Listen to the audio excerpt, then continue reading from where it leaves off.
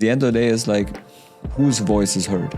Doesn't matter that the player that I think his voice is going to be heard resonates with the players. Sometimes it's the quiet captain who only speaks up once a practice, but everybody listens when he opens his mouth.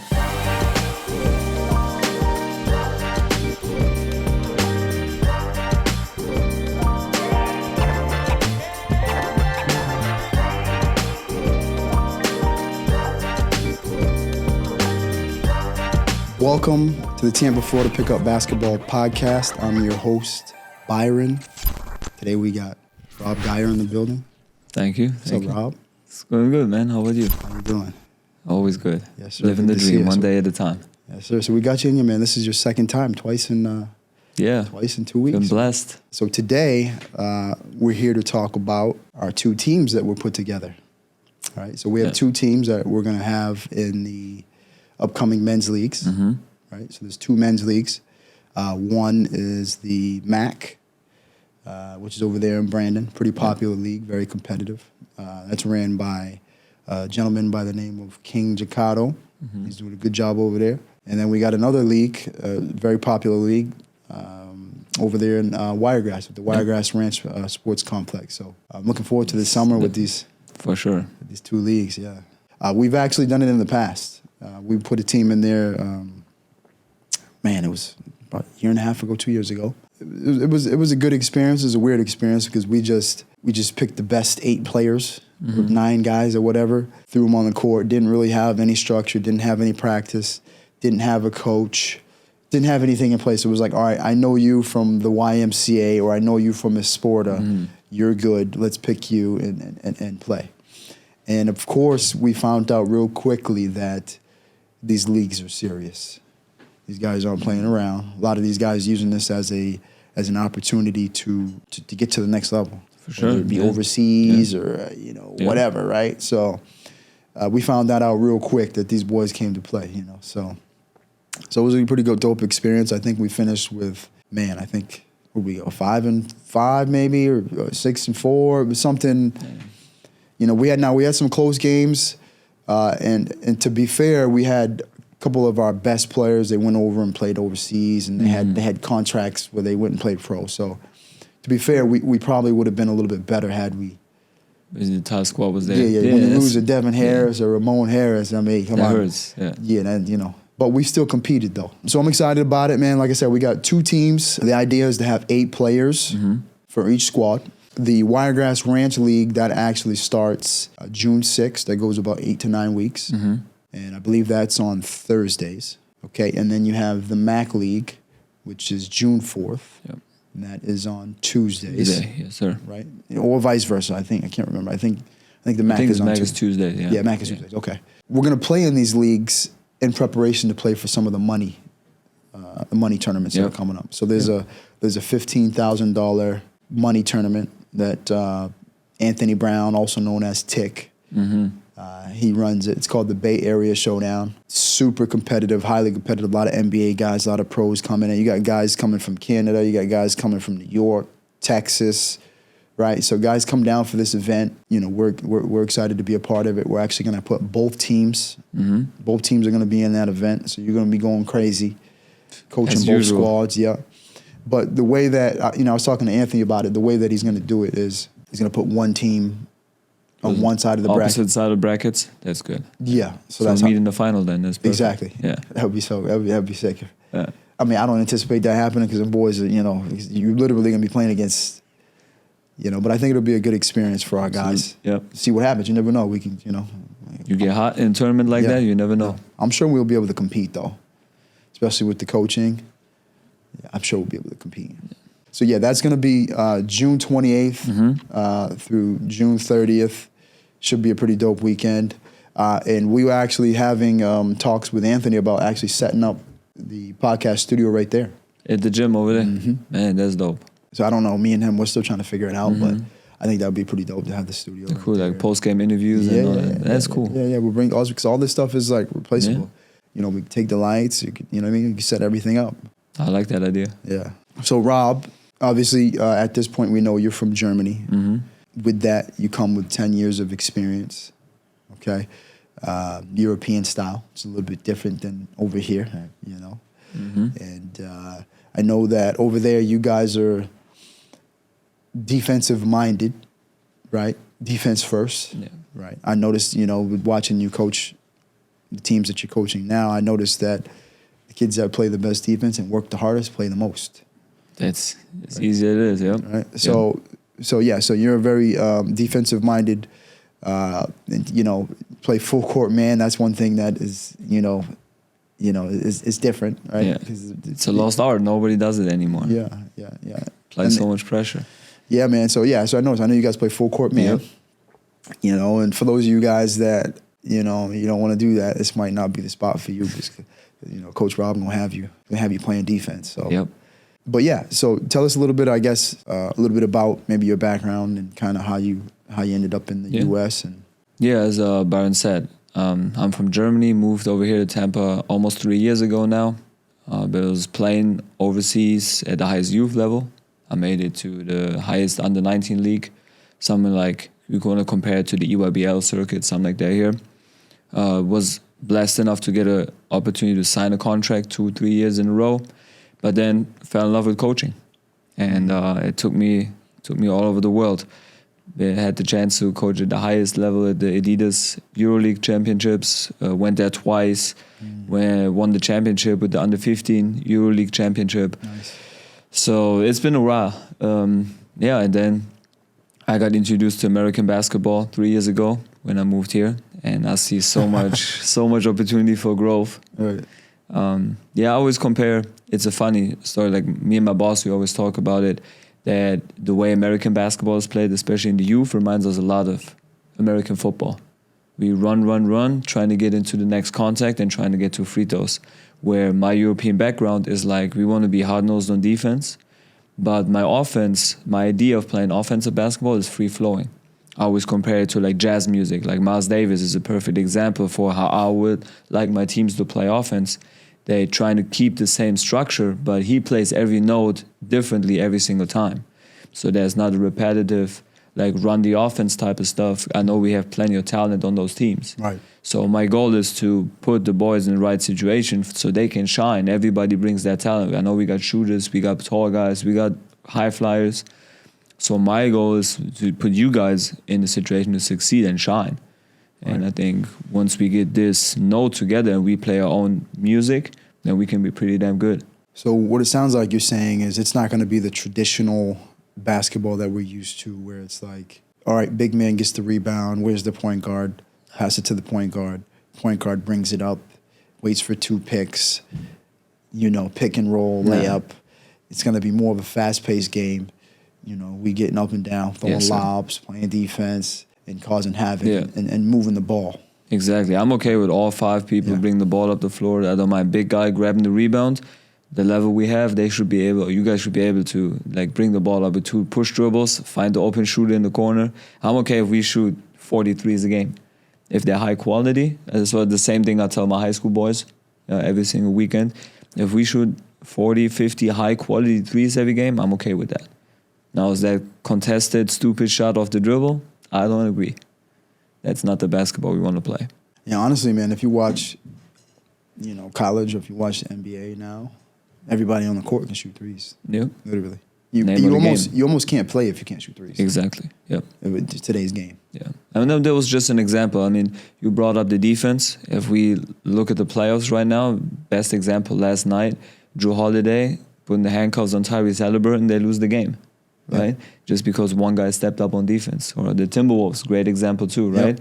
They're locking down the defending champions, come back from down 20. Yep. There's a reason for that, right? If you have dogs on defense, offense becomes easy. That's good stuff. That reminds me of when I was playing. That was my role. I was a defensive guy. I hit a couple big shots too, right? But it makes the game so much more enjoyable. Like when you force the other team to turn the ball over and you can just run and have fun with it. And I know we got some guys that can play in open court. There's going to be a lot of highlights. John's going to be busy behind the camera for sure. Yeah, we got a lot of guys, man, that have played at a high level. Yeah. D2. We got a handful of guys that play D1, and then and then we got a handful of guys that have played overseas that have actually been paid to play as well. And then we got a few guys that are trying to get overseas, that are trying to get paid to play. Yeah. Right. So we got a little bit of a mixture of all. I think we got a couple guys that might have crossed the 30 mark. But most of the guys are going to be in the 20s, or, higher 20s, and then we got a group that's in the lower 20s. So we got a wide range. So this should be a pretty dope experience for everybody involved. It should be it's probably going to bring these guys closer than they've ever been. Well, I'm hoping it will, because I can tell you the last time we did it, man, those guys that we went through that with are like family still. That's awesome. You know what I mean? So those are my guys right there. So. I mean, what you said is awesome. Like, we have some guys that want to go overseas. That's perfect. Like, that's a great chance for us. Have the footage out there, trying to teach a little bit of the European basketball and get them ready. Like, if we can use these 8, 9, 10 weeks good, they get ready in August? Season's over in August, ready to hop on the plane and play, right? You being from Germany and having being affiliated with, pro, that level, do you think that there could potentially be an opportunity for you to make a call for a couple of these guys, maybe, or maybe send a video or send a clip? Yeah. Because I know there's been a couple of them that have voiced that they want to. No, absolutely, and this is a great platform for us to get the footage. And if I can help a couple of the guys get a contract overseas in Europe, back with my old club or whatever, I'm always willing to make the calls. Because at the end of the day, basketball is a player's game, right? Because we stand on the sideline, we try to get all the focus and attention, but at the end of the day, we're not doing anything on the court, right? So if you guys really locked in, trying to get overseas, like, be coachable, and then I'll make the calls for you. What are you thinking as far as practice? 'Cause we want to do practice one time a week. Like, what are you kind of thinking? I know we were talking about maybe a Sunday or a Monday, obviously in the evening times. Yep. That obviously depends on, whether we get access to a gym or not. But we were talking about maybe 2 hours. Yes, exactly. Yeah. So 2-hour practices. We're definitely going to go in the beginning. First couple of weeks, we're going to introduce our, I would say, playbook, which I don't really have set plays. Want to play with like quick triggers, like a handoff into ball screen action, something like that, to get the guys going. Definitely going to go live every practice. So I want to see scrimmaging, definitely live reps, controlled scrimmage. Prepare. I don't know if we have teams that play zone defense against us. Definitely got to be prepared with that.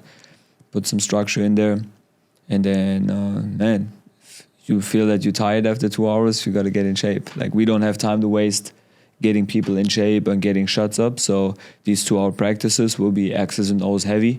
Will be rotational side. How do we rotate on defense? Where do we want to find our offensive spots? And trying to get each other going, right? So we don't have time to waste with conditioning, getting shots up, and all that. That has to happen outside of team practice. You guys hear that? He's in shape. Be in shape, yeah. Right. So we're moving on to jerseys, right? So the jerseys are sponsored by Under Armour. Yep. Right. So that's the same thing that you guys have for TNBA. Right. So everything is high quality on Under Armour, and then we're actually going to have practice jerseys as well. Yeah. So not only we have game jerseys, but you have practice jerseys. For sure, it makes everything easier. Yeah. All games and all practices will be filmed. Okay. We have probably the best in the business, or one of the best in the business is filming. Is, Green Light Views. Everybody knows him. So he's going to be at every game, every practice, and we're going to try to create some type of a drama series, or put some drama behind it. Some stuff to kind of lead up to, keep people watching. So I'm excited to see what he can put together with that. We already he's been working with us for the last, 6 months now, so you already can kind of see our page, and you can kind of see he put his stamp on the page. Yeah. So, and to be honest with you, we got about 50 videos in the holster ready to go. I just haven't had a chance to, we're spacing them out, posting one here and one there, but we got about 50, 60 clips ready to go right now. That's legit. Yeah, and that doesn't include the stuff that we have for the podcast. And now the season is about to start, so it's going to be plenty of content coming. There'll be a lot of good content coming out, so I'm looking forward to it. But all practices will be filmed, all games will be filmed. Yeah. And some of the stuff that I like to do, I like the in the huddle stuff too, so there'll be some of that, because, a lot of times people don't really know what goes on in the huddle. Yep. Right? Parents and other players and their girls, their wives, they don't know what goes on inside the huddle. They don't understand how intense it is. And it's pretty dope to see you draw up a play in the huddle where you give some type of an instruction, Mm-hmm. and then they go out and execute it. Yep. Or not execute it. Or not. And then you're going crazy on the sidelines. So, it's funny because you're very calm, cool, collected right now, Yeah. But I know when the The lights game get is on, different. Yeah. you turn into a different person. So I'm anxious to see that. That should look good on camera too. So, in addition to the games being filmed and the practices being filmed, we're also looking to do weekly recaps For sure. of the games where we kind of go over, maybe you break down some certain plays, kind of like film study. Yep. In a sense, Yep. maybe you can pull up some stuff on the screen and maybe talk about, this play, this is this, that, this is where we need to improve, or all right, this is where we did well, and kind of break some stuff down so people can kind of get inside of a coach's brain a little bit. We can maybe even create a segment called the coach's brain or something. Who knows, That's right? cool. Yeah, Or something yeah, along the yeah. lines like that, right? But I think that'll be dope. For sure. To have a segment like that. That can even be something we do. That could be like its own segment. And that's definitely on top of that what I will clip for the players. So I try to break down the game film every game, send it out to the teams in addition to what we do here. For sure. So every team, I don't know if that's going to be part of our practice time. So if we take 10, 20 minutes each team and watch some game film from the week before, or to prepare for the next game, or if I just send it out via WhatsApp or whatever. But definitely after every game, there will be a breakdown sent out. Yeah, well, you could do it. Yeah, I mean, if we 15 just get to the practice, instead of 2 hours, it's 2 hours and 15 minutes. Yeah. Right? Just give me 2 hours and 15 minutes of your time. Right? We're pouring into you guys. We're investing into you guys. Right? Just give it back give us a little bit of your time. Exactly. Yeah. Growing up, we'd always have a team captain. How do you feel about maybe selecting a team captain, one for each team? Yeah, I'm a big believer in that the coaches, or I will not assign a team captain. Okay. It's one of the players on each team will emerge because of his personality as the leader, vocal leader. Already have a couple of people in mind that I think they could fill that role. And we're gonna see. Nudie? That will, yeah, for sure. Yeah. You think he's be telling everybody what to do? Yeah, I'm thinking he'll be running the ship. Yeah. He might be one of them. Yeah. And then we're gonna see. At the end of the day, it's whose voice is heard. Doesn't matter that the player that I think his voice is gonna be heard resonates with the players. Sometimes it's the quiet captain who only speaks up once a practice, but everybody listens when he opens his mouth. Right? It's gonna be interesting because I only know Zach for real. All the other players you told me a lot of stories about, and I'm excited. I'm anxious to get to know everybody in person. And then we're gonna see who really emerges as the leader on each squad. One other thing that I want to ask you is what happens how do we handle if players want extra time with you? Right? Maybe you can touch on that just briefly, because I've had a few people reach out to me. I think I had a guy last night. Oh, big guy, Yep. He reached out to me and he said, "Hey, I'm looking for a high level." No, for sure. Alongside, and on top of that, AU business that I'm running my own training business. So I just found a new gym around the corner at Red Line Athletics. They allow me to use their half court for play development. So I'm open 24/7 now. I can fill that gym up. They give me a key, and whenever players want to put in some extra work, I should be able to have time for them. All right. So for example, I send you that guy from last night. Yep. You reach out to him or whatever, and then you guys work it out. But I have a feeling that once we get going with this, and guys get familiar with you, they're probably going to want more than just. There's also something, especially for the guys going overseas. Yeah. Maybe we can bring out John once or twice to a workout and put that workout film on top of the game film. Right. Yeah, and you're right. And we just did that with Selton last week. Selton went to Maryland. Exactly. Right. So we just did that. You've been training him for 2 years now. Yep. And you can see where he's gotten. So obviously Selton's not going to use you. He's not going to keep working with you if there's no benefit. Right. Yeah. So. Yeah. And as we can see, he had a great year last year. I'm excited for his last college year. He's got a big time year this upcoming year. Yeah. So he's made some money. I'm assuming. I don't know. I don't know his stuff, but I'm assuming the NIL was probably pretty good to him. It's good to him. Yeah. So maybe we can get. Matter of fact, I think I got a couple guys hit me up. I had one guy that hit me up the other day. He was like, "Hey man, I still got one more year of eligibility. If you know anybody's looking for For sure. Yeah. So yeah, send them my way, and I'm trying to get them organized. Can you guys put up that photo? See, this is back when I was probably some of these guys' age. That, like this, I probably was 27, 28. This is my very first Bay Area Showdown team. They'll probably recognize some of these guys. They probably have played some of these guys, and I can tell you, Bay Area Showdown was super competitive. This very first team I thought was going to be I thought we were going to go undefeated. Mm-hmm. Right? We had a good coach. He's a head coach now. His name was Anthony. And you could see some of the guys, you got the Capers in there, some big, we had some size. We were 6'10", 6'9". Everybody there played college or D1 or whatever, right? And we went in there and we got our butts kicked. The very first game we played against was the Graham brothers. Yeah, some competition right there. Yeah. And the boys 6'8", 6'9", solid. They both played in the league. And they would come back and show love because they know Anthony Tick. They know him, so they'd come play in his league. They're probably going to be in it this year, to be honest with you. But yeah, they beat the crap out of us. And then the second game, I think it was a close game that we ended up losing. But yeah, I believe this is from 10 years ago, bro. That's interesting. So we got to make sure we don't lose in the first game. It's crazy because I done known Tick for that long. I done known him for that long. That's what basketball brings you, man. Long-lasting relationships. Mm-hmm. But the only thing that's missing in that picture is a trophy. Next year, yeah. This year I wanna hold up a trophy. I wanna hold up a couple trophies. Of course. I was laughing and joking with Dom and Renee yesterday, talking about how if we win the MAC League, or if we we put the trophy right here, right in the middle of the. Or I'll put it up somewhere. I'm gonna start stacking trophies in here. Yep. When we doing these podcasts. That's what it's for. 100%, man. Got to show it. Yeah, let everybody know what time it is. But yeah, man, I think you got anything else, or because I can go ahead and wrap up. I think. No, man. I just want to thank you for the opportunity to be part of it. Looking forward to get started, and I just want to throw it out there that this might be the foundation. We talked about this.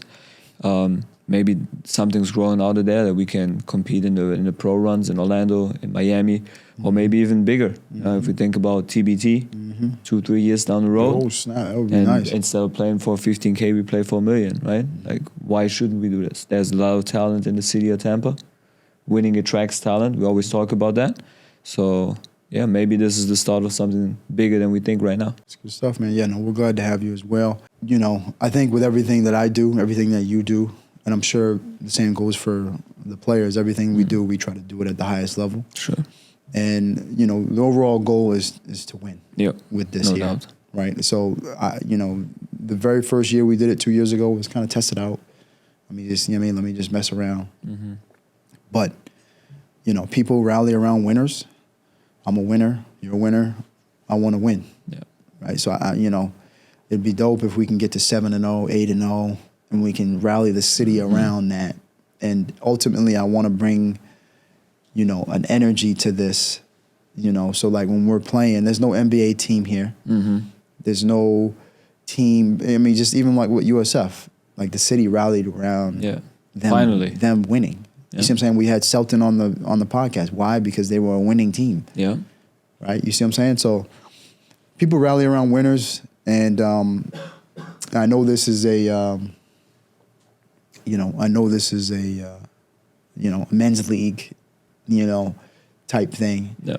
But I think we can bring some energy around this. For sure. And I think we can do something good here, So I'm excited for it.